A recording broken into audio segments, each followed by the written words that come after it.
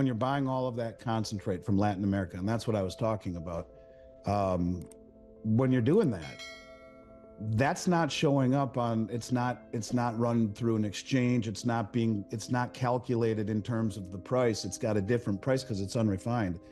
And if you look at the Chinese capability to refine things, well, 100% of the rare earths were refined in China last year. 100%.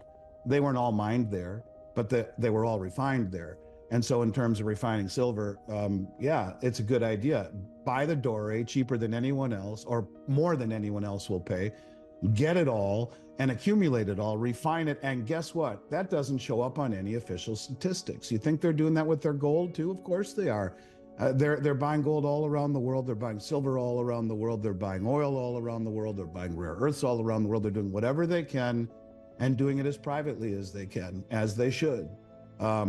And we'll all wake up to a new reality at some point when the Western markets are observed for what they are, a Ponzi scheme. I mean, Bernie Madoff had a great operation until people said, give us back our money. Well, the same thing is true about a system where the LBMA is allowed to trade 3 billion ounces of silver nearly per day, yet only claim they're trading 290 million. But they only have 300 million ounces to trade, and they're trading 292 million a day, every day, but admit those numbers are 10 times undervalued because they only publish the final settlement numbers, not all of the trades that were used to get there. Last year, China refined 100% of the world's rare earths, despite not mining all of it themselves.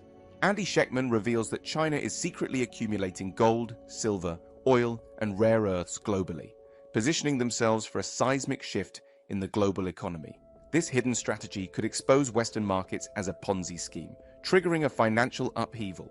By quietly amassing these vital resources, China is preparing to dominate global commodity pricing, leaving Western economies vulnerable and potentially disrupting global trade dynamics.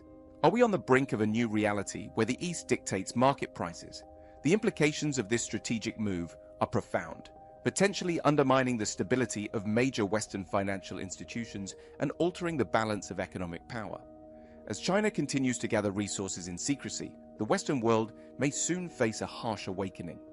And so when you're trading, in essence, 3.5 times global annual mine supply per day just in London, let alone what's done on COMEX, the distortions that the West have created for a very long time have enabled them to play this game. But now the sophistication of the countries that are demanding the physical product itself and understand its relevance and importance, where it is more valuable than the dollars used to purchase it, they'll play this game until there's nothing left to be delivered off of the LBMA or the COMEX. And then that price goes from here to here, like that. And you see a new system arise in Shanghai and Beijing and in UAE and in Moscow. All of the exchanges across the southern hemisphere will now price commodities themselves, just like the BRICS grain exchange. And you know, they know what we're doing. The guy that is running the BRICS grain exchange, he made some comment like, you know, we produce more grain than the West does, and yet we have no control of the price because it's all controlled on COMEX.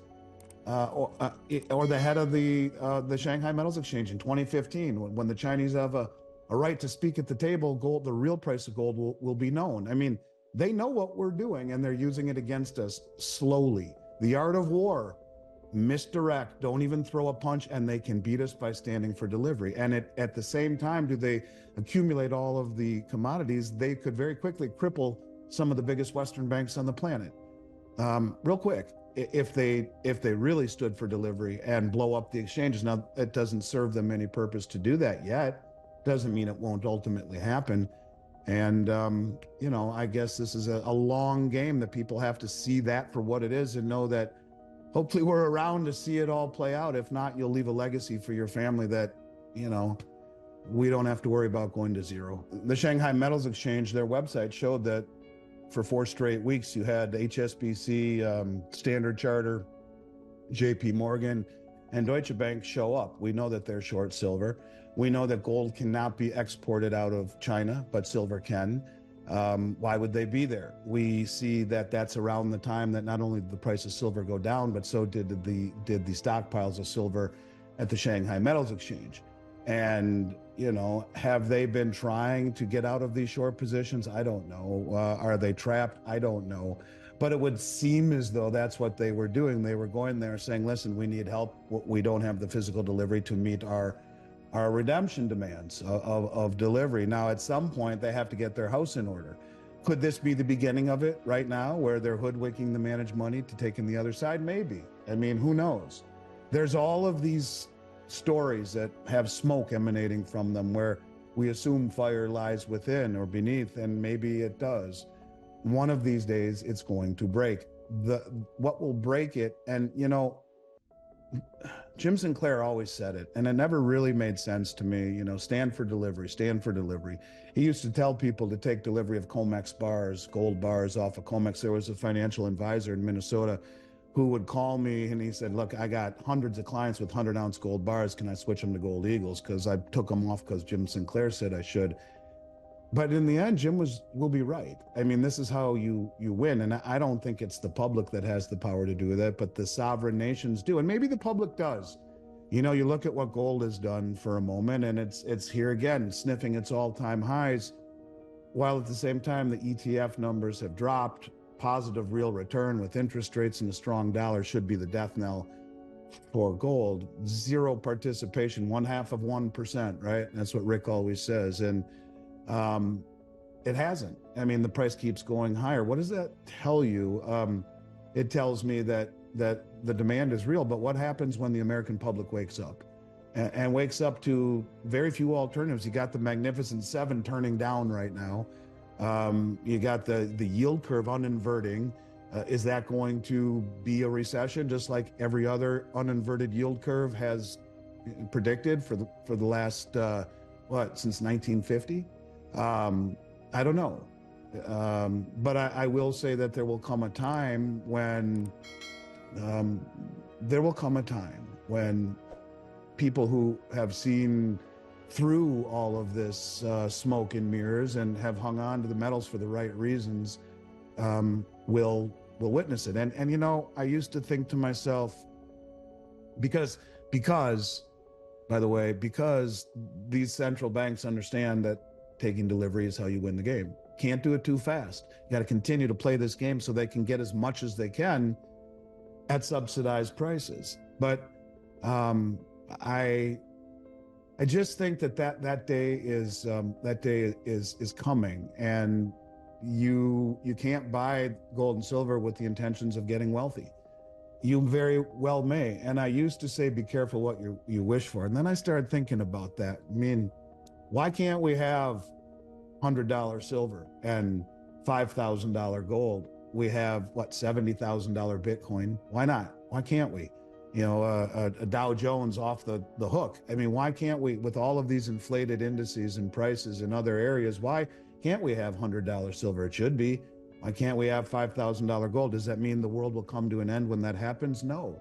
But what it does mean is that the dollar that we value everything against is losing value. I mean, maybe we come to a place where, the Fed is able to lower rates, stimulate the economy, get everything cranking again, and the stock market takes off. But in terms of ounces of gold, it will lose ground. I really do believe that. There is no way out of an ultimate dollar devaluation. And that you even see President Trump and his administration talking about that was what they would do. And now you got Vance saying not only would he like to devalue the dollar, but questioning the wisdom of being the world reserve currency. Sounds a little bit like Jared Bernstein. So I don't know. I just think ultimately the dollar is in trouble. And if you understand that and hold on long enough and don't have these notions of becoming wealthy tomorrow, then it's a wonderful thing to have, because ultimately you'll be proven right. It's just, do you have the patience and the ability to withstand this constant Chinese water torture? And that's what it feels like. A little drip, drip, drip, drip, drip on your forehead. That is driving a lot of people crazy. I understand it. We'll have our day. And the reason I know that is because the smartest money in the world continues to accumulate and take possession. And you see it if you look closely. And now when the Chinese are buying unrefined silver as much as they can, paying a much higher price for it and taking as much as they can, it tells you what they're doing. They're playing the game and beating us at our own game.